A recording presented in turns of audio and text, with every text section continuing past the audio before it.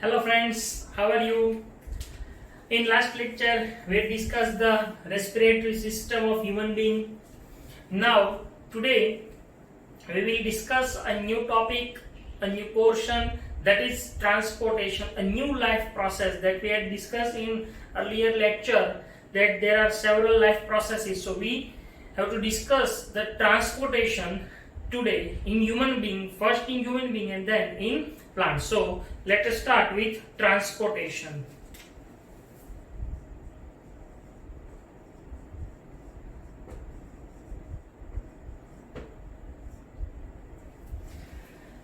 As we studied in earlier topics that in digestive system and in respiratory system that we take the food, so it has to transport to each and every cell with blood. Also the gas that we take, intake oxygen, also transport in blood in our body through blood. So the transportation system mainly consists of the blood circulatory system and the second lymphatic system. Blood and lymph, these two are main parts of this system. Now first we discuss about the circulatory system, blood circulatory system, and then we will discuss the lymphatic system. So we studied that food, oxygen and waste materials transported in body through blood. What is blood? That you had studied in standard 9, that blood is a fluid connective tissue. So blood is nothing but it is a liquid or fluid connective tissue. Blood.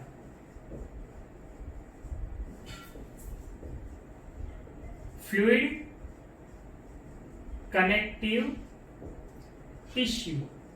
It means it is a tissue. So as you know that tissues are made up of cells. So if we see the structure of blood, then we can see the blood is made up of mainly two parts. First, that is called blood plasma, and second is called blood cells. Blood plasma is liquid, while blood cells are mainly of three types. That you already know, the blood cells are mainly of three types. Which three types? RBCs, red blood cells, WBCs, white blood cells, and platelets. Yeah. Now RBCs are also known as erythrocytes.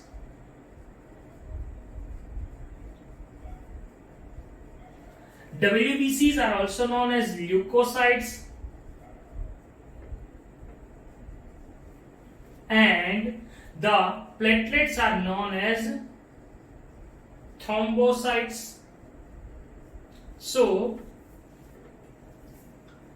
this is the structure of blood. It is made up of blood plasma and blood cells. There are three types of blood cells: RBCs, WBCs, and platelets. All these perform different functions. For example, RBC take away the oxygen from lungs to the different organs. WBCs fight against the antigens that are in the form of microorganisms. Platelets are very helpful in the clotting of blood when the injury takes place and when blood flows. The clotting of blood is due to platelets. So the function of platelet is for clotting the blood. Blood plasma is responsible for the transportation of different substances like carbon dioxide, which is always in dissolved form, that we had discussed in last lecture. So blood plasma, waste material, carbon dioxide and food also transported through blood plasma. So this is the structure of blood. Blood transported in specific path in specific type of tubular structures that we known as blood vessels. Now these blood vessels are mainly of three types that you know. First one, artery, second, vein, and third, blood capillaries. So blood vessels are mainly of three types. So first we start with blood capillaries. I changed the sequence of our book because if you understand this topic first, then you are able to understand the further topics related to heart. So I changed the sequence. So first we discuss about the blood vessels. Okay, blood vessels are mainly of three types.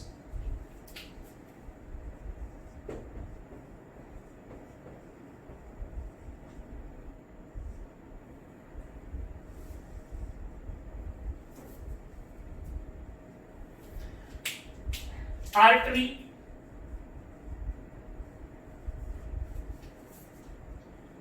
vein, and blood capillaries. Now arteries. What are known as arteries, or what is called artery? The blood vessels which carries the blood from heart to different organs. I repeat, the blood vessels which carries the blood from heart to different organ is known as artery. And opposite to it, what is called vein? Veins are the blood vessels which transport the blood, or we can say that which take away or carry the blood from different cells to heart. So in earlier standard you had studied that in arteries, what is called artery, that you studied the vessels which carry the oxygenated blood are called arteries, and the vessels which carries the deoxygenated blood called vein. But here at one point, when it is pulmonary artery or pulmonary vein, the function changes. That's why we have to give the proper definition that what is called artery. So the blood capillaries which carries the blood from heart to different organs are called arteries. So arteries carries heart to different organs. Well, what is called veins? So veins transport or carries the blood from different organs to heart. Second thing, if arteries carry the blood from heart, then we know that the blood which coming from heart having high pressure. That's why the wall of these arteries are very thick and elastic. See how? Suppose if we draw that it is artery, and if we take the section of it, if we take the section and when we see, it looks like that.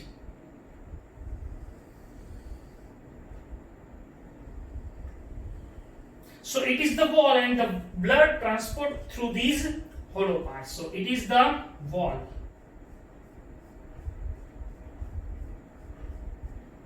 See, so the wall is thick and elastic, while the veins which do not have high pressure in it, that's why the wall of arteries are not thick, but it is thin and non-elastic. So if we draw these veins and when we take the section, you can see like that.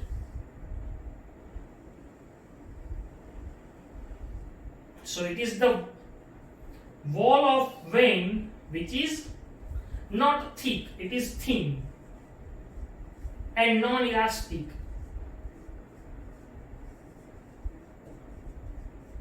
So the second point between the artery and vein, the difference, that is wall. Third point. Veins possess specific type of valves which always carries the blood from organ to heart. So it possesses valve, while arteries do not possess any valve. So the third point of the difference, that is, it contains valves, or valves are present, while in artery valves are not present.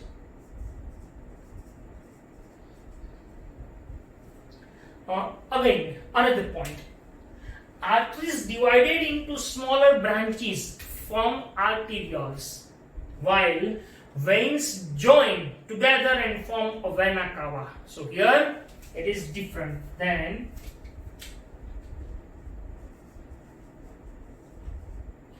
arteries divides into arterioles, while veins join and form vena cava, that we will discuss with the diagram. Now, what are blood capillaries? Blood capillaries are nothing but how it is coming from artery. So now see, all the arteries arise from the main artery that we called aorta. So here see, for example, if it is aorta, it is the biggest artery, aorta. Aorta divides and form the branches, they are known as arteries. Okay, it is artery. Okay, now arteries divides and form arterioles. So arteries divide and form arterioles. These are the arterioles.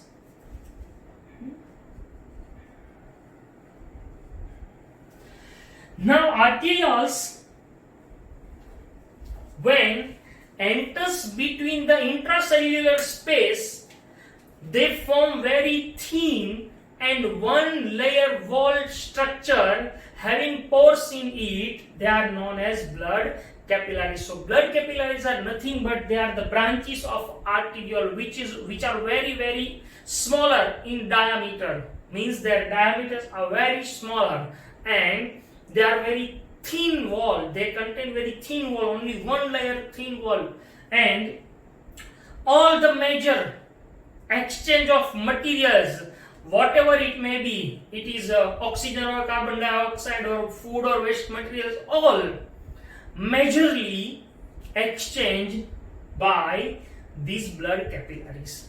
See, in last lecture we discussed the respiratory system. So the gas exchange takes place in alveoli, and alveoli are covered with blood capillaries. So here blood capillaries perform this role, exchange of gases and other material here. So here see, these arterioles again divides into smaller branches and they form the very thin and layer that is called blood capillaries. Now what happens here? There are different cells. Okay, several cells are there.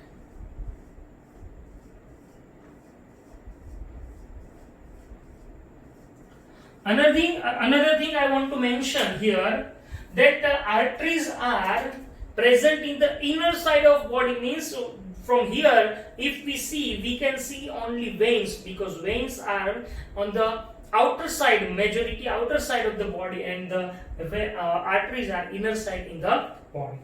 Okay, now here blood capillaries. Okay, blood capillaries, when exchange takes place, now blood capillaries again combine and form venules. Now see, form venules. So again what happens here? The blood capillaries combines like that,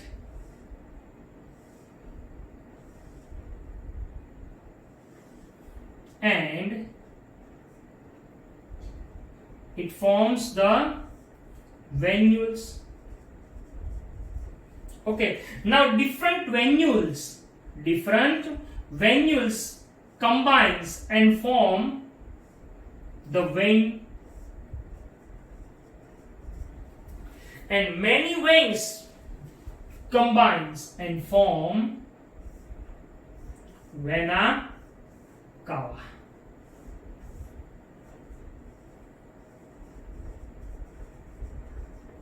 So here this vena cava and the venules. These are the vena cava, venule, vein and vena cava. Now these aorta and vena cava both opens into heart. So here, for example, if we draw the heart, then this aorta and these vena cava both arise from there. Okay, means both are connected with heart. That we will discuss in the next topic of heart. So this is blood vessels and this as a blood. So you have to memorize this, and this will help us to understand the structure of heart and then the transportation of blood in human body. So only we complete today here two topics, blood and blood vessels. Now we will discuss the structure of heart and the further points in next lecture. Thank you so much.